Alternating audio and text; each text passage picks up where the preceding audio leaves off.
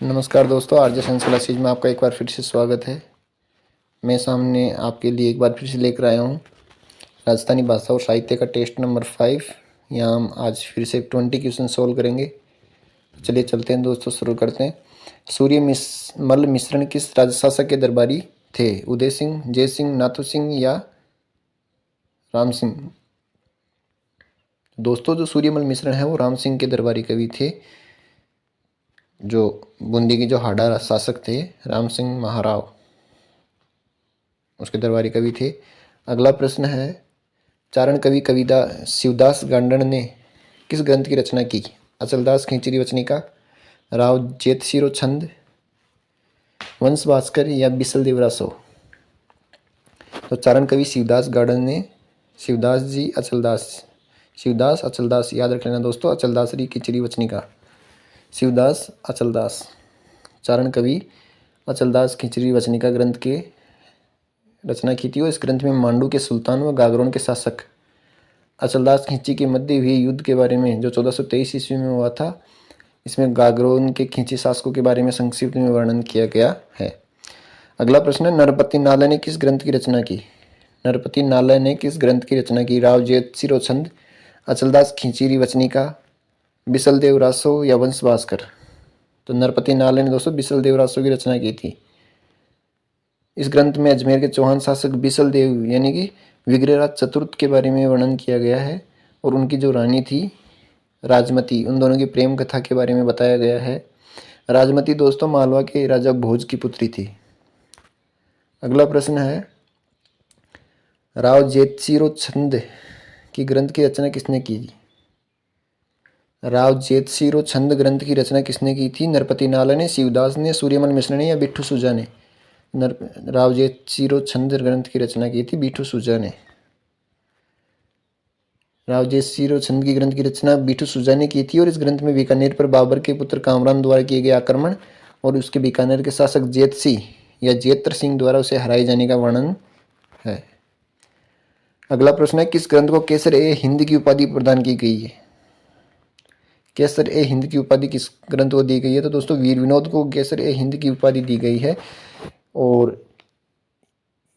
वीर विनोद की रचना है वो कविराज श्यामदास द्वारा लिखित वीर विनोद ग्रंथ की ब्रिटिश सरकार द्वारा केसर ए हिंद की उपाधि दी गई थी। श्यामदास को कविराज या महाउपाध्याय भी कहा जाता। अगला प्रश्न है, मौर्य काल में राजस्थान में निम्न में से कौन सी भाषा प्रचलित थी?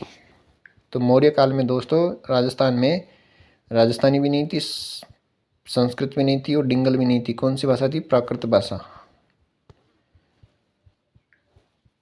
अगला प्रश्न है, राजस्थानी भाषा साहित्य अकादमी कहाँ है?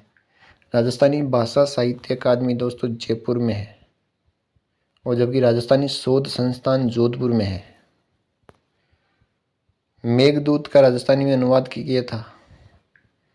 मेघदूत का राजस्थानी में अनुवाद किया था मनोहर ने, शक्तिदान ने, माधव ने या गणपत ने? तो मेघदूत का राजस्थानी में अनुवाद दोस्तों मनोहर ने किया था। अगला प्रश्न है, राजस्थानी साहित्य अकादमी की स्थापना उदयपुर में कब की गई थी? राजस्थानी साहित्य अकादमी की रचना उदयपुर में की गई थी 1958 में। अगला प्रश्न है, परमाणु विस्फोट कृति किसकी है? परमाणु विस्फोट किसकी कृति है? दौलत सिंह, विजय सिंह, विक्रम सिंह या बलदेव राम? परमाणु विस्फोट है दोस्तों दौलत सिंह की कृति है। अगला प्रश्न है, रजिया के सोरठे किसने रचे? रजिया के सोरठे किसने रचे? चंडीदास ने, कृपाराम ने, विजयदान ने या लालाराम ने? तो रजिया के सोरठे है वो कृपाराम ने रचे थे दोस्तों। अगला प्रश्न है, वीरप्रक रचनाएं कहलाती है। वीरप्रक रचनाओं को क्या कहते हैं दोस्तों? वीरप्रक रचनाओं को ही राजसो कहा जाता है। अगले हैं, वीर सतसई की रचना किसने की थी? वीर सतसई की रचना किसने की? पृथ्वीराज ने, चंद्रबरदाई ने, सूर्यमल ने या विजयदान देथा ने? तो वीर सतसई की रचना दोस्तों सूर्यमल मिश्रण ने की थी। और उनकी वीर जो सतसई पुस्तक है वो डिंगल भाषा में लिखी गई। अगला प्रश्न है, राजस्थानी भाषा साहित्य और संस्कृति अकादमी की स्थापना 1983 में कहाँ की थी? राजस्थानी भाषा साहित्य और संस्कृति अकादमी की रचना अकादमी की स्थापना है वो 1983 में कहाँ की गई थी दोस्तों? जयपुर, जोधपुर, अजमेर या बीकानेर? जी हाँ, बिल्कुल बीकानेर में राजस्थान संस्कृति और साहित्य भाषा साहित्य और संस्कृति अकादमी की स्थापना 1983 में बीकानेर में की गई थी। अगला प्रश्न है, रुक्मणी हरण के लेखक कौन है? रुक्मणी हरण के लेखक कौन है? सूर्यमल मिश्र, कन्हैयालाल, जोधराज या विठलदास? और दोस्तों रुक्मणी हरण के जो लेखक है वो विठलदास जी हैं। अगला प्रश्न है, राजस्थानी साहित्य को लिपिबद्ध करने का श्रेय किसको जाता है? चारणों को, बाठों को, जैनियों को या संतों को? तो राजस्थानी साहित्य को लिपिबद्ध करने का जो श्रेय जाता है दोस्तों वो जैनियों को जाता है। अगला प्रश्न है, राजनायिक की भूमिका में डिंगल को राजस्थानी भाषा में कहा जाता है? राजनायिक की भूमिका में डिंगल को राजस्थानी भाषा कहा है? आसोपा ने। राइट ऑप्शन हो जाएगा अपना आसोपा। जो रामकरण आसोपा थे उन्होंने राजनायिक की भूमिका में डिंगल को राजस्थानी भाषा कहा है। अगला प्रश्न है, मारवाड़ी का प्रथम व्याकरण किसने लिखा? मारवाड़ी का प्रथम व्याकरण रामकरण आसोपा ने ही लिखा था और इन्होंने राजस्थानी भाषा को क्या बोला था? डिंगल भाषा को राजस्थानी का नाम दिया था। अगला प्रश्न है, गियरसन ने वागड़ जो डूंगरपुर और बांसवाड़ा का जो क्षेत्र है उसको वागड़ कहते हैं, में बोली जाने वाली बोली को क्या कहा था? गियरसन ने वागड़ में बोली जाने वाली बोली को भिल्ली कहा था दोस्तों।